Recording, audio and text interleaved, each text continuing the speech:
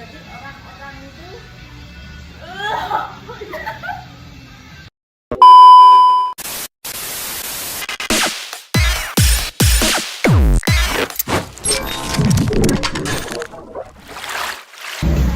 halo guys, balik lagi di podcast obrolan tentang kampus.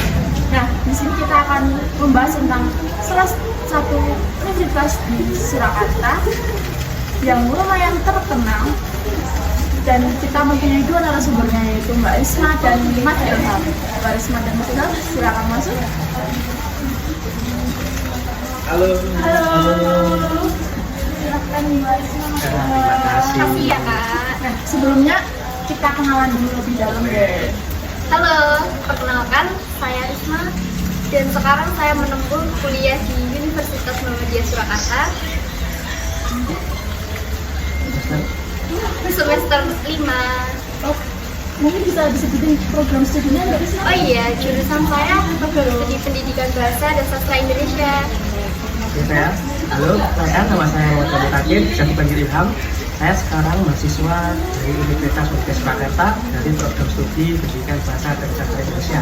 Saya juga semester 5, asli Solo. Oh, berarti Mas Ilham asli Solo dan Mbak Risma? Saya asli Klaten. Berarti lumayan jauh ya Mbak Risma ya? Ya lumayan sih Mbak, cuma setengah jam aja. Jauh sih itu. Jauh sih, lumayan. Nah, awal mula Mbak Risma sama Mas Ilham ini bisa tahu tentang UMS itu gimana sih? Kalau dari saya sendiri gimana ya Mbak? Udah ketolak dari PTN sih. Aduh, itu Sama sih. sih. Udah ketolak, terus ya jalan satu-satunya ke UMS aja yang nerima aku apa adanya. Aduh. Mas selalu menerima semua Iya. mahasiswa. Iya sih. Kalau Mas Ilham sendiri? Kalau aku dari SMA ya, karena dari SMK aku, SMA itu sering banget ngadain acara di UMS. Contoh kayak kajian, makin, terus lo di UMS di kampus 2 masjid Sudah ya studia itu sering banget dulu. Sama alumni itu banyak yang kuliah di UMS. Nah, ya selain itu ya saya juga alumni UMS, jadinya ya saya tahu, lumayan cukup tahu tentang UMS. Oh, berarti masuk ke UMS itu nggak terpaksa ya seperti Mbak Risma? Saya- itu terpaksa. Ya bisa dibilang gitu sih. Oke.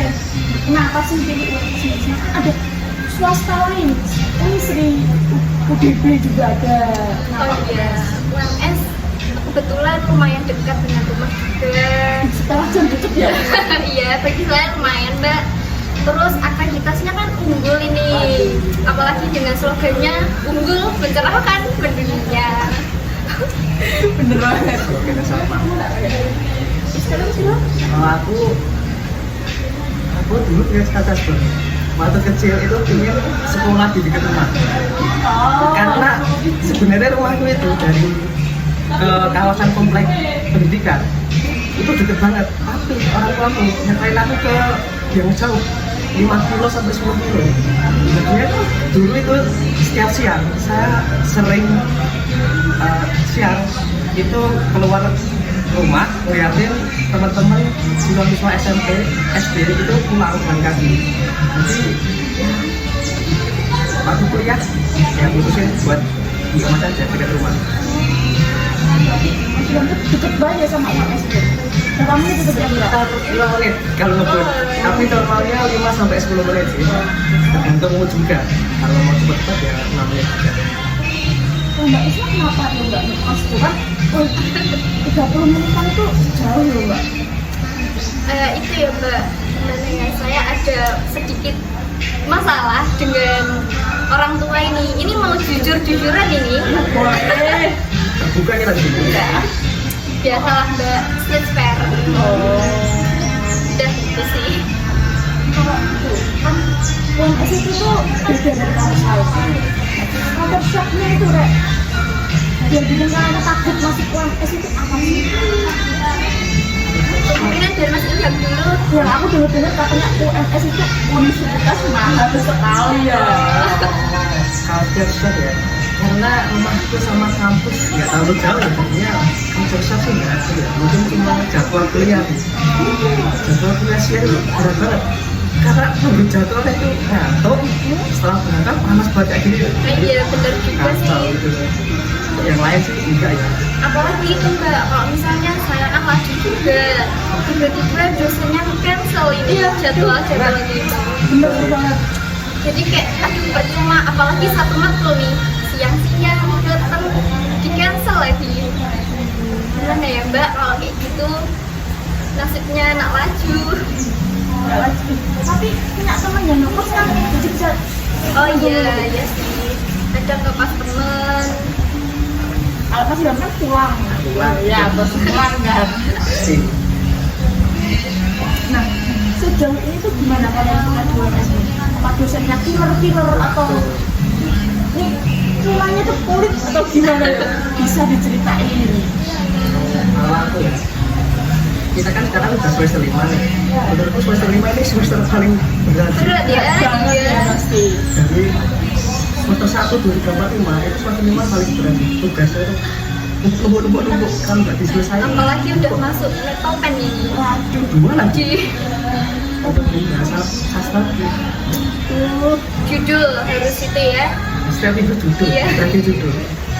kalau nilai gimana? Anak nggak? Kalau ngasih kan tugasnya banyak. Kalau nilai gimana? Kalau nilai sih menurutku aman-aman aja sih, tapi nggak terlalu baik juga. Ya standar lah. Iya standar. Nah terus kan kalian ini kan kesehariannya kuliah pasti. Selain kuliah ini, mungkin ada kegiatan lain selain kuliah di sela-sela waktu itu. Kalau dari aku ini sih ada mengikut himpunan organisasi, yaitu KMP. Jadi kadang kalau habis kuliah matkul itu ada rapat. Jadi kurang ya. Iya. Kalau aku organisasi kampus sih kurang ya, tapi di luar aku ikut namanya Al-Amro. Jadi di sana itu lebih ke kajian, belajar tentang agama, tentang Al-Quran ya, seperti itu. Untuk organisasi kampus mungkin dulu pas kedua ya ikut yang mentoring itu, yang ngajar. Tapi setelah itu untuk organisasi kampus kurang sih, kurang cerita. Kenapa Mas Ilham enggak jadi tertarik sama organisasi kampus? Karena saya sudah ikut organisasi Al-Amro itu lumayan padat jadwalnya, sebenarnya baginya itu agak susah sih. Berarti kalian berdua kan sama-sama sibuk ya berarti. Bedanya Mas Ilham sibuk di luar, Mbak Isma sibuk di dalam kampus. Iya. Lebih ke sibuk aku sih harus. Boleh ceritain dong kegiatannya di organisasi kalian. Kalau dari organisasi aku sih kegiatannya tuh setiap Sabtu, jadi dari pagi jam 7 sampai asar.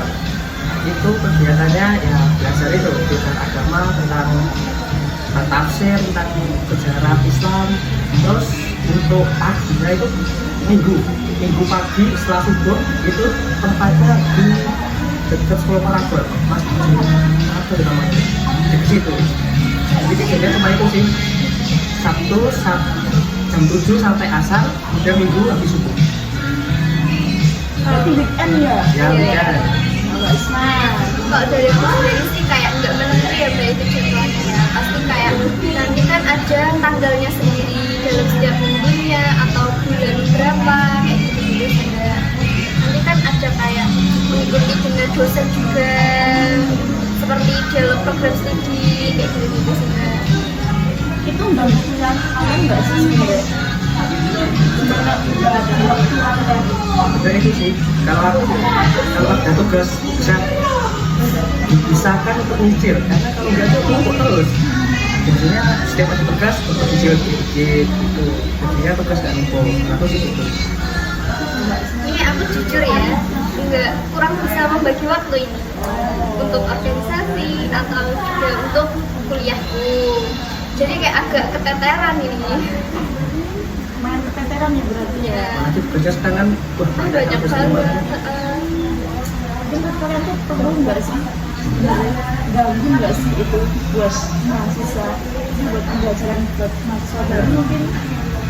Menurutku sih perlu untuk mengembangkan diri sih, Iya. sama manajemen waktu juga. Kita harus bisa melatih manajemen waktu, kapan kuliah, kapan organisasi. Jadi kalau ganggu itu ya mesti dari diri sendiri.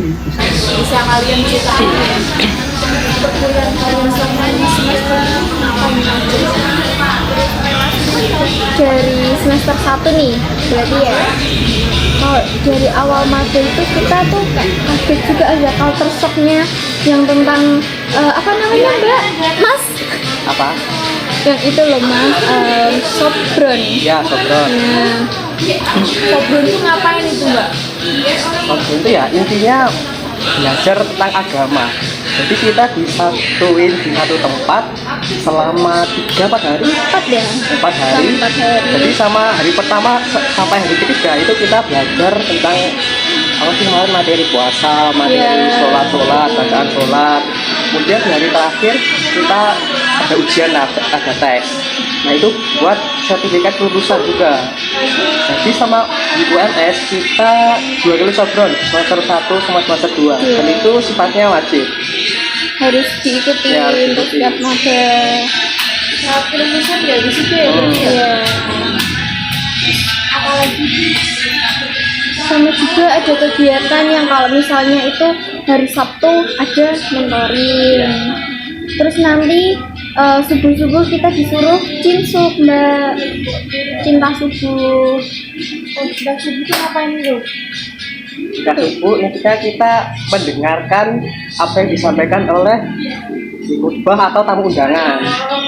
Selain mendengarkan kita juga disuruh untuk mencatat juga, meresu, di Kita meminta cap sama itu. Berarti itu juga wajib itu. Ya, itu itu wajib untuk lulusan mentoring. Jadi mentoring itu juga syarat untuk mengambil mata kuliah Muhammadiyah kata semester 4. Kalau belum mengambil itu tidak bisa ngambil kemudian, harus tahun depan ulang lagi. Terus semester 1, semester 2, semester 4, 5 apa sih kegiatannya? Ya, berapa ya? 3 ke 4 ya, yang PLP ya. Oh iya, iya. Kalau yang PLP itu kita cuma sebenarnya observasi sih buat penulisan artikel sih, belum ngajar. Untuk ngajarnya itu semester 6 naik ke 7 itu PLP 2 itu yang lebih ke ngajar. Tapi ada juga sebagian kita seperti mendampingi gurunya untuk melihat pembelajaran siswa-siswa itu kayak gimana gitu. Kalau aku sih cuma observasi sih, lebih banyak nongkrongnya sih, berdiam diri sabian daripada masuk ke kelas. Karena memang cuma intinya observasi buat artikel gitu. Oh, begitu. Ada lagi nggak sih kegiatan yang seru gitu yang kalian udah alamin? Kalau dari aku ini ya PKL kemudian. Oh, Ya itu kan itu ada menurutku itu kayak mini KKN karena di sana itu kita disuruh ikut ngajar TPA, ikut kajian warga, observasi, ikut rapat. Kerja bakti Oh, juga, iya. gotong royong membantu warga. Aku dulu ini kajiannya di subuh, tepatnya di samping kuburan Bonoloyo. Jadi jam 3 pagi aku berangkat sana nyari tempat di kuburan Bonoloyo itu. Jadi itu agak ngeri sebenarnya sih. Jam 3 pagi. Kerja pagi. Ya. Kalau Mbak Risma, ada lagi nggak yang Ya kurang lebihnya sama sih juga Mbak. Ada itu PKL Muhammadiyah itu juga kita sama-sama sama kelompok. Kadang tuh jam tujuan itu ada pertunjukan marching band dari anak-anaknya. Jam 7 itu kita juga kadang jalan pagi bareng kayak gitu-gitu sama warganya. kan semester 5 ya? Berarti mau KKN ya ini. Iya. Kalau aku kemarin sudah ngikutin ini KKN Aisyah Muhammadiyah semester 4, bukan naik ke 5. Berarti nggak ikut KKN? Iya enggak. Jadi KKN Mas ini Muhammadiyah Aisyah itu gabungan seluruh Universitas Muhammadiyah Aisyah seluruh Indonesia. Jadi satu kelompok itu ada 8 orang, setiap orang itu dari universitas yang berbeda. Aku kemarin dapat di Sukoharjo, itu juga dekat rumah sih sebenarnya, sekitar 20 menitan. Intinya, ya, Sukoharjo di Karanganyar gitu ya? Sukoharjo Karanganyar. Nah.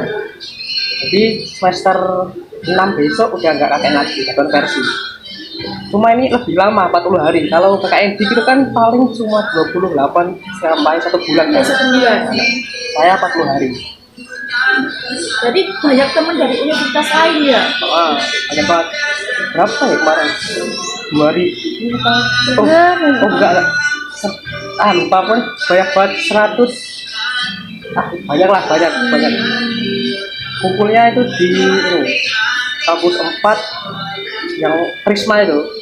Nah, itu sama itu dikumpulin di auditorium. Jadi banyak banget universitas dari Bengkulu, dari Lampung, dari seluruh Indonesia lah banyak. Seru pasti itu. Seru. Orangnya beda-beda juga yang. Kalau Mbak Risma itu nggak ikut berarti? Enggak, tapi nanti aku ikut yang KKN di luar Jawa. Jauh ini.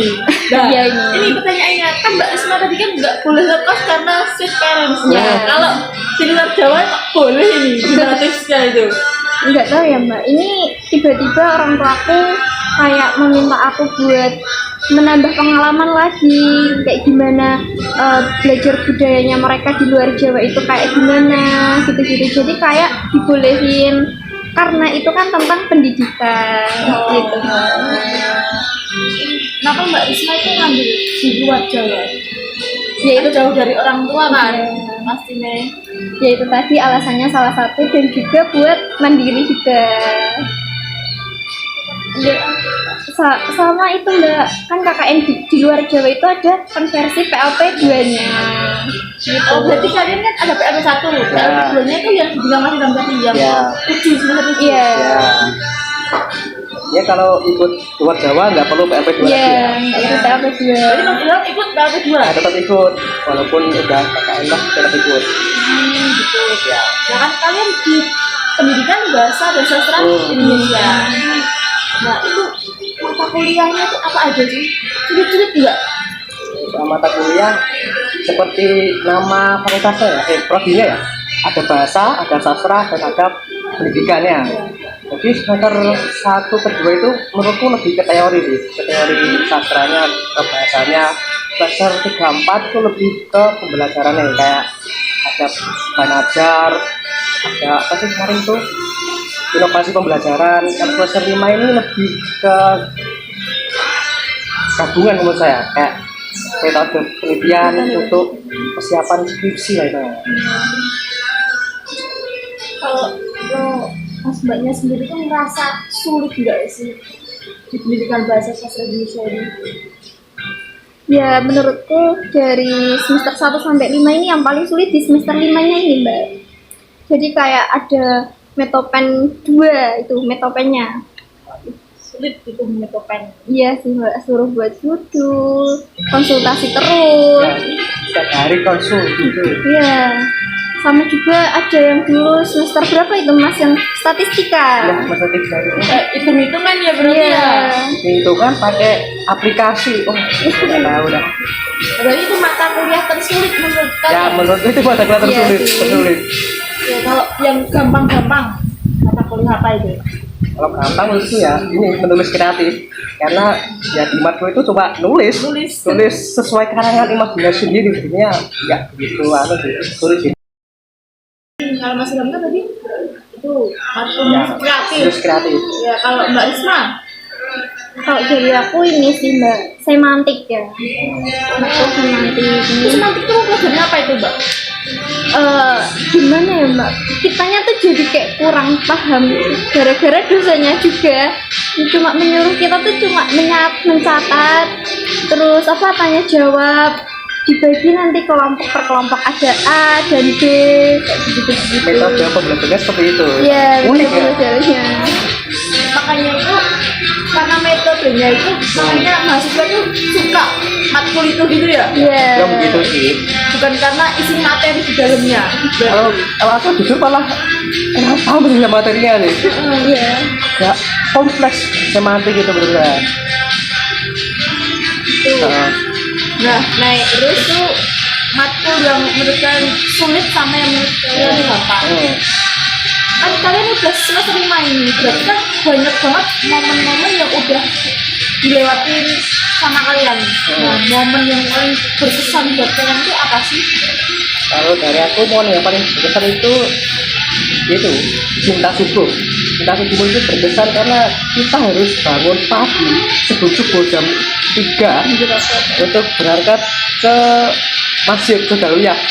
Jadi itu yang paling aku ingat ketika musim kemarau itu kan pagi itu dingin banget ya.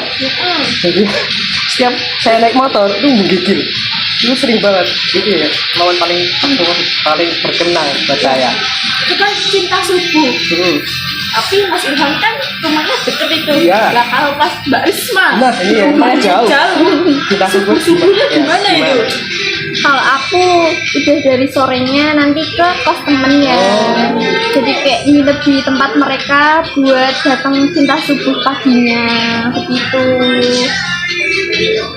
Jadi untuk izin ke orang tua dulu mau mengikuti cinta subuh tapi harus menginap di kos teman. Gitu. Tapi jadi sekarang saya udah nggak kayak itu ya? Udah nggak ada. Cuma untuk tahun pertama aja. Iya. Semester 5 persiapan KKN gitu ya. Nanti kan naik ke semester 6 KKN. Iya. Di KKN di sini. Kalau Mbak Risma momen paling tidak terlupakan kuliah di UMS selama ini itu apa? Tidak terlupakan itu softbrand itu Mbak. Menarik gitu. Sepertinya kan di kampus lain tidak ada ya? Jadi kayak cuma Muhammadiyah ya. Iya, Muhammadiyah aja ini kayaknya. Muhammadiyah. Softbrand 4 hari kita mempelajari banyak tentang Islam ya. Ya, materi sama. Kayak begitu sih. Jadi sulit nggak sih di UMS itu sebenarnya? Sibuk. Kan UMS ini sibuk. Banyak banget kayak kegiatan keagamaan loh. Contoh sobro tadi, kita subuh, mentoring. Kemudian sebelum wisuda itu katanya juga ada lagi, sobron gitu. Tapi itu kalau saya katanya dan saya juga belum tahu. Jadi yang ngebedain UMS sama universitas lain itu Banyak kegiatan Islam itu. Ya. Sama kan kita juga ada selama pas semester itu matkul keagamaan ya, kayak agama Islam, Muhammadiyahan, Islam Istek, itu sudah disediakan UMS dari kampus lain. Jadi itu masuk UMS itu ada nilai plusnya sebenarnya. Nilai keagamaan lah. Iya. Nah sebenarnya orang-orang itu beruntung banget loh bisa masuk UMS itu. Ya. Selain kita mendapatkan ilmu duniawi, kita juga mendapatkan ilmu akhirat. Wah, Masya Allah ya. Itu salah satu keunggulan kita masuk UMS. Keilmuan keagamaan kita meningkat, duniawi kita sudah meningkat. Jadi tunggu apa lagi di UMS? Boleh banget ini. Masih bisa. Bisa. Nah, pesannya buat maba ini yang masih bingung mau di kampus apa karena maba setelah PTN bisa apa itu pesannya? Jangan khawatir guys, UMS ini menerima semua karena mahasiswa. Jadi tunggu apa lagi, langsung join lah. Karena ya selain mendapatkan ilmu dunia, kita juga mendapatkan ilmu akhirat. Jadi kalau pesan aku sih, kalian sebelum masuk MS ini kalian siapin tempat tinggal yang menurutku yang ada temannya. Karena kalau merantau, terutama untuk perantau ya, itu kan kita sering kayak homesick gitu. Jadi kalau homesick ada temannya bisa cerita. Nah kalau sendiri homesick sendiri, wah kasihan dah. Takut deh. Kasihan dah itu.